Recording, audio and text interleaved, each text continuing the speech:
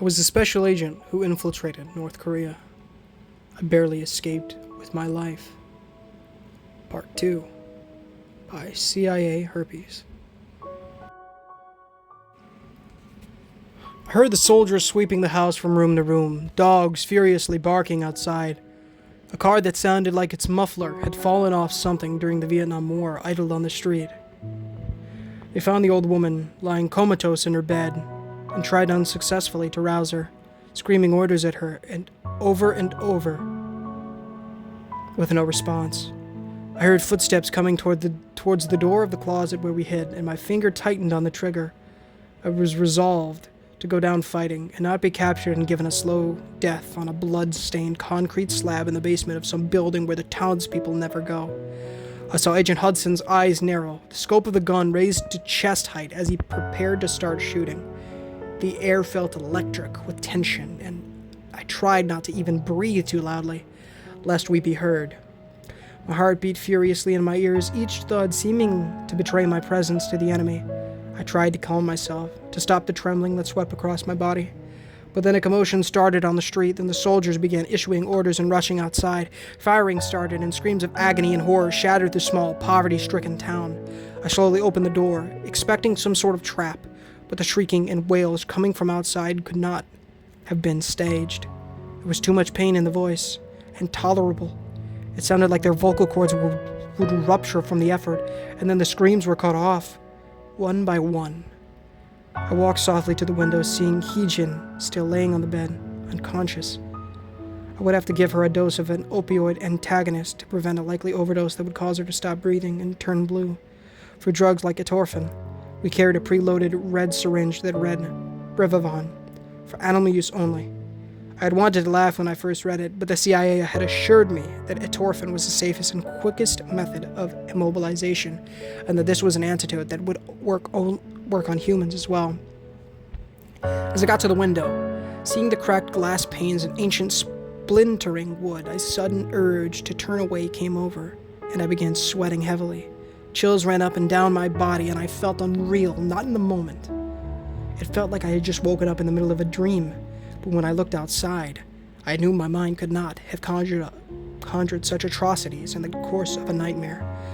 On a white, skeletal horse sat a red rider, his body twisted and dark, his features demonic and inhuman. The hooves softly clicked on the dirt and stones as the man rode over bodies, their faces frozen in horror. It seemed like I was looking at something not from the angles and geometry of our universe, as if space itself twisted around this horrendous being of power. Its massive head formed the shape of an upside-down triangle. Its crimson skin as smooth as fresh paint. Two bulbous, glistening eyes stared out straight ahead, unblinking. They looked like two spherical obsidian stones as large as baseballs and seemingly without eyelids. They looked insectoid, or even entirely alien. Like the eyes of a poisonous snake, they radiated malice and power. Underneath, it had some strange exoskeleton, its bones on the outside of its body, grooved and smooth, like a red shell rippling down its thin chest. Its legs jutted out the sides of the undead horse, like the legs of a praying mantis, sharp and muscular. The horse, despite having no flesh or muscle on its body, moved quickly. It had two pure black eyes like those of its master, though not nearly as strange. They didn't form a bulbous, spherical mass like those of the riders, but looked like two black stones embedded into its skull. Shining with oil spot rainbows and colors had gleamed off its eyes as they caught the sun. A North Korean man ran across the street, and the rider on the horse pointed a long, festering finger in his direction and uttered a single word. The man stopped immediately, his eyes widening, the blood draining from his face. He began to claw at his own eyes, ripping them and shredding them until the blood streamed from the sockets and two empty, lidless voids stared out. He began to turn. He began to choke and turn blue, as if he had swallowed his own tongue, and fell to the ground, seizing and kicking. I saw fingernails and lips being cyanotic as he laid on the dirt, as limp as a rag doll. As if in response, the creature on the skeletal horse gave out a deafening demonic shriek. It echoed across the mountains, reverberating in eerie waves. The voice sounded like thousands of voices spliced together, some simultaneously fading out while others rose in a harmonizing cacophony. It made a nightmarish sound, and goosebumps rose on my skin as I listened to the cry of this creature. A cry as alien and inhuman as anything I had ever heard. I realized Agent Hudson was no longer standing next to me.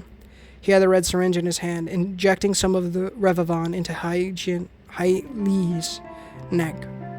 Healy's neck. Her breathing seemed slow, far too slow for comfort, and her face looked pale, but within seconds, her breathing began to accelerate and her eyes started to flutter. With a confused, sleepy expression, she opened her eyes, seemingly not realizing where she was or how she got there. Agent Hudson looked up, motioning for me to come over. I looked out the window.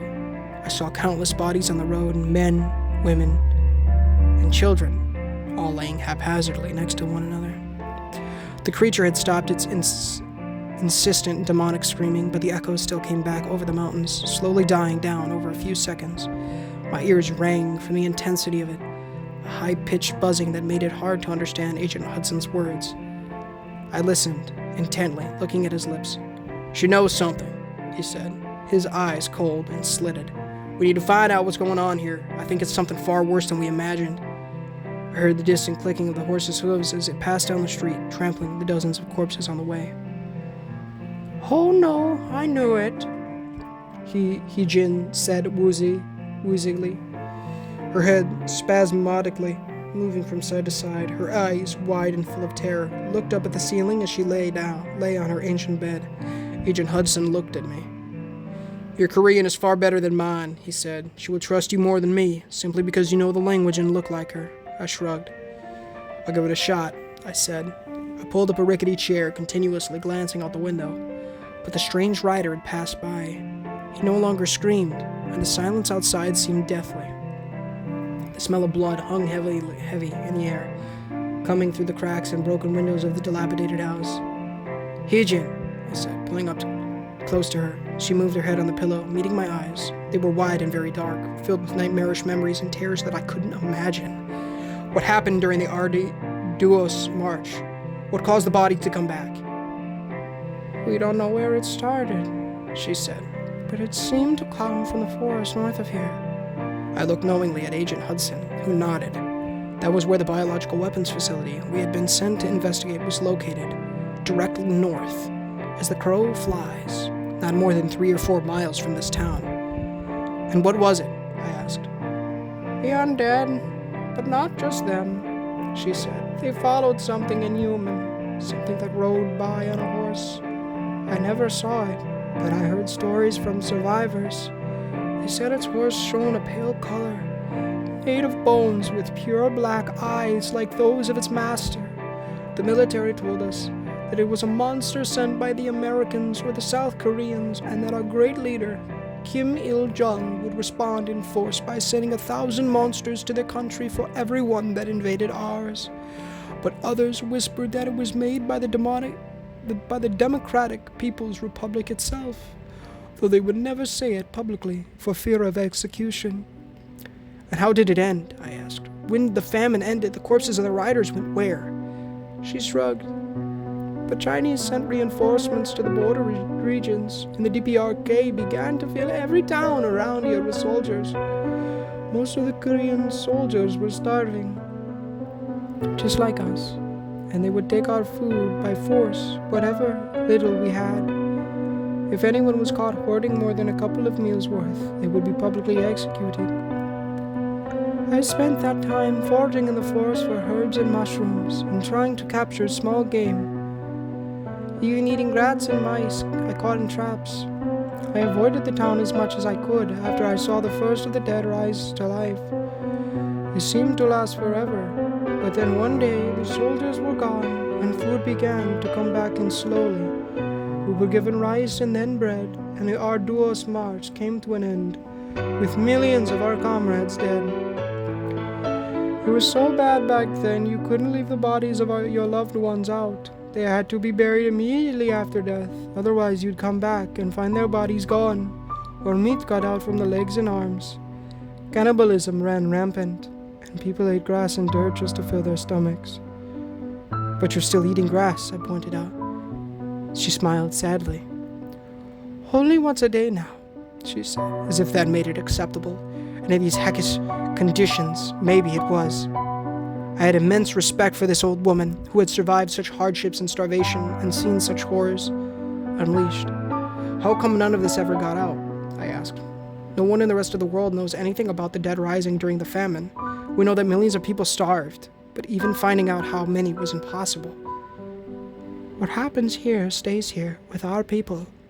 It is our burden alone. Living here is like living in a reinforced fortress with no one allowed to leave or communicate with anyone outside. Anyone who tries to leave is shot on sight. The police make sure you know the consequences of trying to leave or of communicating with the outside world. They say no one should want to leave because we are the greatest society in the world, the most equal and the most feared.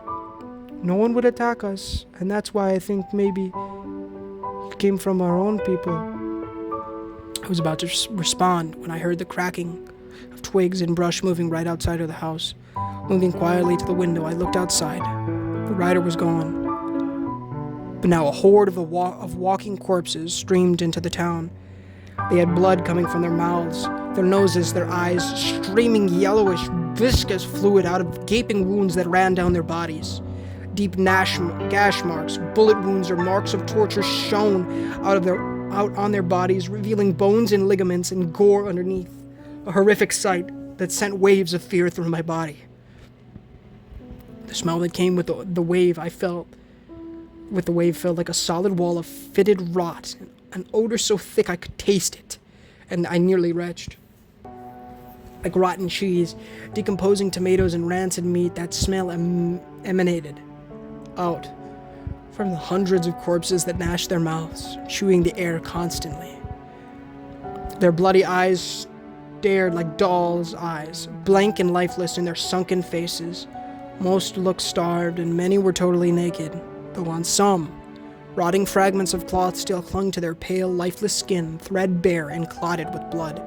Yellow pus and mucus shone and glistened on their bodies as they moved forward, hungry and fearless, an army that seemed to emanate from one large hive mind, coordinating their movements like birds in a flock. Heejin didn't see them. In her partial opiate stupor, she may not have heard the subtle movements. They didn't scream or shriek, unlike the rider, and they moved as silently as predators. Whatever few people still had life on the street began screaming again as their bodies got eaten alive.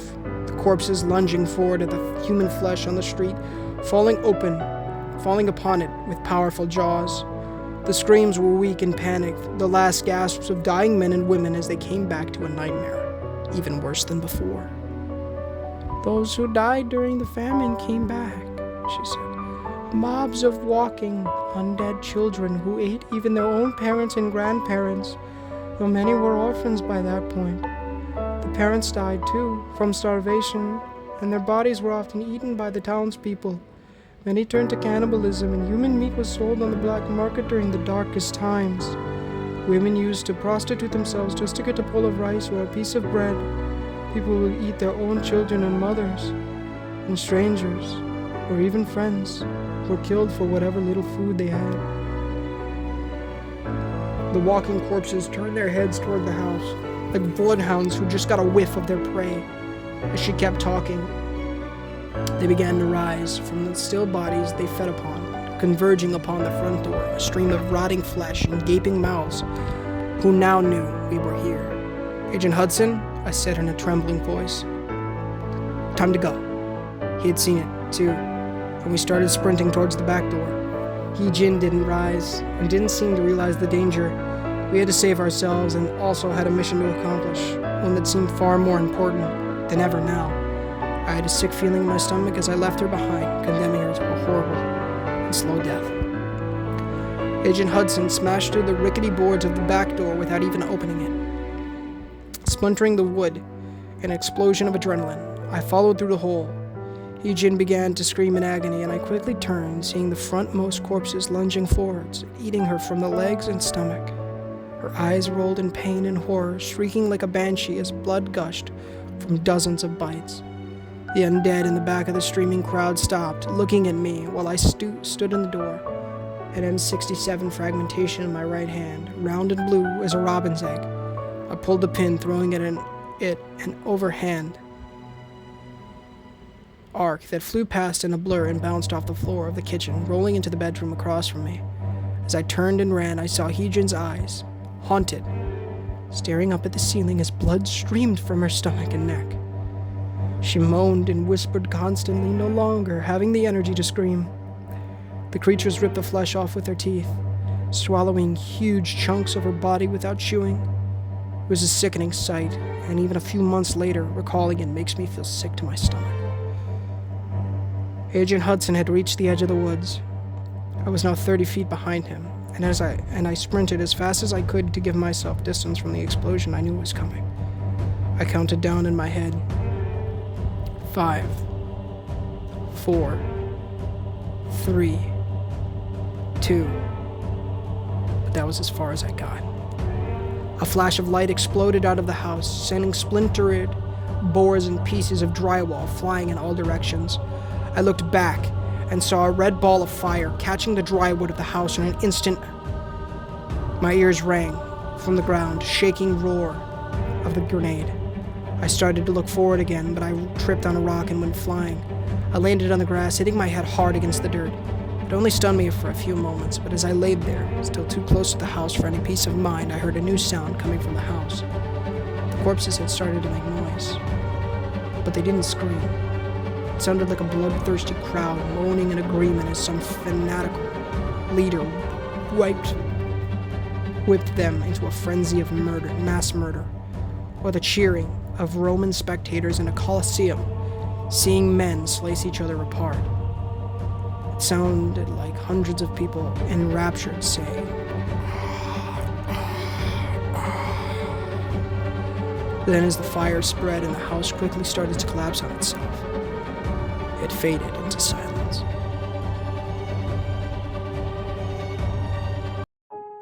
Hey guys, and thank you so much for watching today's story. If you did like, please go ahead and hit that like button because it does help the channel numerally and it does get the gospel to those who need to hear it, as well as subscribing because we can try and hit those subs by the end of the year. It would be a big blessing for the Lord if you guys were to do so, and I'd really appreciate it. Thank you guys for enjoying today's story, of course, part 2 of the North Korea series, and I hope you guys are enjoying that so far. Lord knows I am as well. Of course, go and read the $1 Million Question as well, and also make sure to repent of your sins and trust in the good Lord Jesus Christ with all your heart, mind, soul, and strength, and do all that awesome, great stuff we have to say. Please join the Discord if you have one.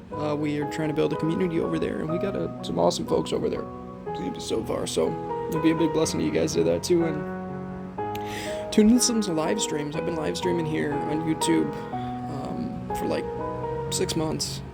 Now actually 7, so I'd love to see you guys on one of those if you guys wanted to join in. We've been streaming a lot of DVD, so sorry for the cut off, but it was getting a little shorter anyways. I'm streaming a lot of DVD, so hope you guys know that. I'm trying to get that platinum on there. But until next time guys, this is Ninja Gamer, signing off.